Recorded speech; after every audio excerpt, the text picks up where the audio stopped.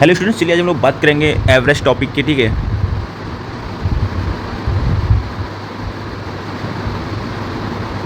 तो average topic में अपने को क्या करना है। देखो, एवरेज का मतलब क्या होता है। ठीक है, ऐसी संख्याएं या ऐसा चीज़ जो सब में क्या हो, एवरेज दिखे। ठीक है, बराबर दिखे। तो अब देखो ना, जो एवरेज निकालने का जो फॉर्मूला होता है, पहला देखो क्या होता है। आपको बेसिकली याद रखना है टोटल सम। ठीक है, S upon number of data. ठीक है, राशियों की संख्या। औसत बराबर क्या होता है, राशियों के योगफल बटे राशियों की संख्या।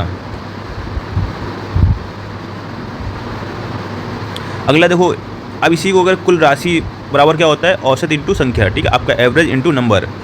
अब दो समूह का ये देखो बाद में बात करेंगे हम इसमें। अगर बाद में क्या, चलो अभी बात कर लेते हैं। ठीक है, अगर एक संख्या a1 है, ठीक है, उसका औसत x1 है, तो इसका योग निकालने के लिए दोनों का मल्टीप्लाई करना पड़ेगा।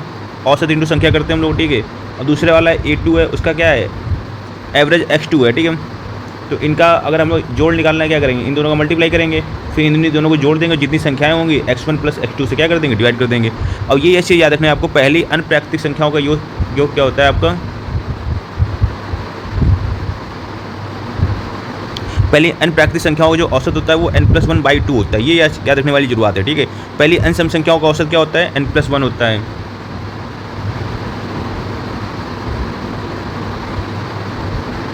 तो पहली n विषम संख्याओं का औसत होता है वो n होता है। पहली n प्राकृतिक संख्याओं के वर्गों का जो औसत होता है वो n+1 2n+1 into sorry upon पे 6 होता है। ठीक है, ऐसे n+1 2n+1 अपॉन पे 6। ठीक है, और पहली n प्राकृतिक संख्याओं के घनों का औसत होगा वो n इंटू n+1 का होल स्क्वायर अपॉन 4 ये होगा।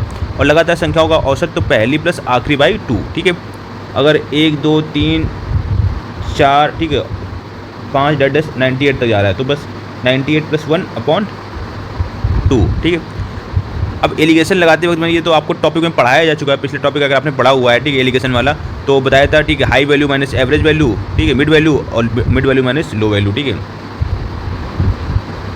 अब शुरू करते हैं क्वेश्चंस पे। ठीक है, तो जो हमारा पहला क्वेश्चन है वो क्या कह रहा है, कह रहा है कि एक व्यक्ति है कि प्रति सप्ताह औसत आय 460 रुपये है। 5 सप्ताह की कुल आय कितनी होगी। देखो, कुल आय बराबर क्या होता है, एवरेज, ठीक है, इंटू नंबर ऑफ वीक यानी नंबर ऑफ डेज। तो एवरेज कितना है, 460 है, और सप्ताह कितने हैं, 5 है। बस मल्टीप्लाई करो तो आंसर हो जाएगा। तो 0 5 × 30 5 को 20 और 3 2300। ऑप्शन नंबर आपका सी करेक्ट हो जाएगा। उम्मीद है कि आपको समझ में आ गया होगा। कोई दिक्कत समस्या हो तो मुझे कमेंट करके बता दीजिएगा। ठीक है, अगला देखते हैं। अगले देखो क्या कह रहा है, 40 किलोग्राम चावल है वो 45 रुपये पर केजी है, और 30 किलोग्राम चावल है 20 रुपये पर केजी है। तो मिलाने पर औसत मूल्य क्या होगा। देखो रहा, अपन लोग करते क्या है, 40 किलोग्राम चावल है तो इंटू 45 कर देंगे। ठीक है, प्लस 30 किलोग्राम चावल है, रेट क्या है 20 का, अपॉन, ठीक है, चावल कितना है, पहले 30 केजी था और पहले कितना था 40 + 30 कितना हो गया 70। इसको सॉल्व करेंगे हम लोग तो 0 4 पंचे 20, 4 को 16 2 18 और 3 दूनी 6 70। ठीक है, तो 18 6 कितना हो गया 2400 अपॉन 70। इसको काटेंगे तो 7 त्रिका 21, 30 7 चौको 28, 34.28 पर केजी। ये हमारा आंसर हो जाएगा। तो उम्मीद है समझ में आया होगा। ठीक है, कैसे क्या हो रहा है। अभी हमने एक फॉर्मूला पढ़ा था, अगर ध्यान हो आपको, तो a1 into x1 plus a2 into x2 upon x1 plus x2। ठीक है, तो a1 का मतलब क्या था, एवरेज। ठीक है,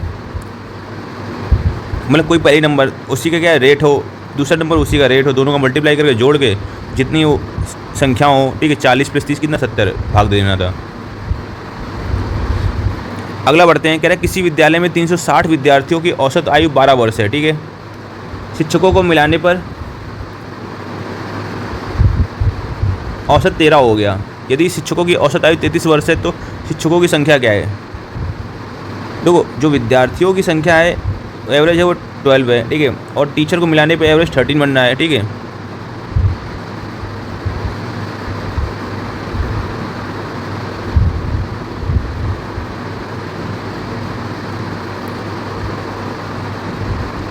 ये क्या, जो शिक्षकों को मिलाने वाली जो एवरेज होगा क्या होगा, ये बीच का एवरेज होगा। ठीक है, इधर बीच वाली वैल्यू इधर रख लेंगे, और जो शिक्षकों की औसत आयु होगी इधर रख लेंगे, और यहाँ पर विद्यार्थियों की है, ठीक है। अब हम लोग एलिगेशन मेथड लगा देंगे। 33 में 13 गए 20, 13 में 12 गए 1, ठीक है। अब समझो राम, जो 20 वाली वैल्यू है वो कितनी है, 360 है, तो इसका कितने गुना है, 18 गुना, तो ये भी कितना हो जाएगा, 18 गुना। तो आपका ऑप्शन नंबर सी करेक्ट हो जाएगा। ये चीज़ समझ में आ रही नहीं आ रही आपको?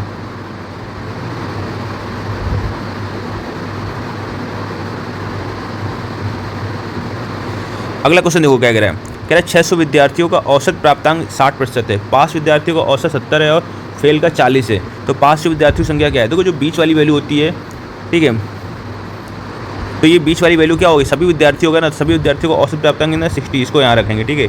और जो पास वाले हैं वो 70 है, और फेल वाले कितने हैं, 40% है। बस इनका क्या ले लेंगे, डिफरेंस। तो 60 में 40 गए 20, 70 में 60 गए 10, 2:1। तो पास वाले टोटल विद्यार्थी कितने थे, 600, तो 2 विद्यार्थी पास 1 विद्यार्थी फेल, तो टोटल विद्यार्थी कितने हो गए, 3। तो 3 यूनिट की वैल्यू कितनी है, 600, तो 1 यूनिट की वैल्यू कितनी हो जाएगी, 200। हमसे पूछा क्या जा रहा है, विद्यार्थियों की संख्या, पास हुए विद्यार्थियों की संख्या। तो पास हुए विद्यार्थी की संख्या कितनी, 2 यूनिट, तो 1 यूनिट की वैल्यू 200, तो 2 यूनिट की वैल्यू 400, ठीक है।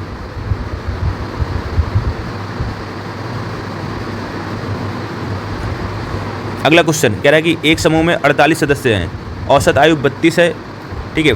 तो जब समूह की औसत आयु होगी वो हमेशा कहाँ पर आएगी, बीच में आएगी। पुरुषों की औसत आयु 35 और महिलाओं की 37 है, तो पुरुष को यहाँ 35 लिख लो, महिलाओं की 27, तो इसको पुरुष इसको महिला, ठीक है। पुरुषों की संख्या निकालनी है, तो अब क्या करेंगे, फिर से वही काम, एलिगेशन, छोटे में से बड़े को, बड़े में छोटे को, ठीक है। तो इधर 35 में 32 कौन बड़ा है, 35, तो 35 32 गए 3, ठीक है, और 32 27 गए 5, तो 5:3। तो 5 पुरुष हैं 3 महिलाएं हैं, तो टोटल कितनी हो गई, 8। टोटल जनसंख्या कितनी होगी, 8। 8 वाली वैल्यू कितनी हो गई, 48। तो 8 वाली 48, तो 1 बराबर 6। हमसे पूछा क्या जा रहा है, पुरुषों की संख्या, तो पुरुष कितने हैं, 5 यूनिट, तो 1 यूनिट बराबर 6, तो 5 यूनिट बराबर 30। तो ऑप्शन नंबर आपका डी करेक्ट हो जाएगा।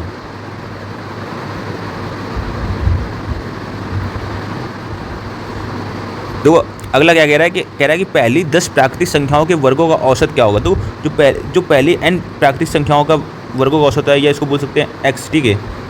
प्राकृतिक संख्याओं के वर्गों का औसत होता है, वो होता है x + 1, ठीक है, 2x + 1 बाई 6, ठीक है। तो x की वैल्यू कितनी है, 10, तो 10 + 1 इंटू 10 दूनी 20 है कि 21/6, तो 11 इंटू 21/6, 3 7 21, 3 दूनी 6, तो 11 7 70/2, यानी कितना हो जाएगा, 38.5। ऑप्शन नंबर सी आपका करेक्ट हो जाएगा।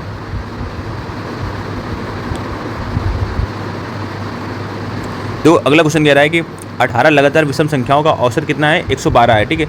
सबसे बड़ी विषम संख्या क्या होगी। देखो जरा कभी क्या हो ना, इसमें सबसे बड़ी और छोटी निकालनी हो, ठीक है। तो आपको क्या करना है, अगर बड़ी निकालनी है तो 112 में, ठीक है, इसमें से एक कम कर लेना, जो संख्याएं दी उसमें से एक कम कर लो। 18 दिए तो एक कम कर लो, कितना, 17, बस वही जोड़ लिख दो, सबसे बड़ी संख्या हो गई, ठीक है। अगर छोटी निकालनी है तो आपको पता चल गया होगा, 112 में क्या है, 17 क्या करना पड़ेगा, घटाना पड़ेगा, तो 12 में 7 गए 95 आ जाएगा लगभग, ठीक है। तो उम्मीद समझ में आ गया होगा आपको। चलो हम लोग अभी कॉन्सेप्ट जो देख रहे थे उसी में एक क्वेश्चन ही छूट रहा था, तो सम संख्याओं वाला। देखो अब कह रहा है कि 8 लगातार सम संख्याएं हैं, ठीक है, औसत कितना है, 93 है। तो सबसे छोटी संख्या निकालना है, तो मैंने बताया था 93, तो आप वैसे लिखो, बस जितनी संख्या है उसमें से एक कम कर लो, वही क्या कर दो, इसमें माइनस कर दो। 93 में 7 गया, कितना बचेगा, 86, बस वही आपका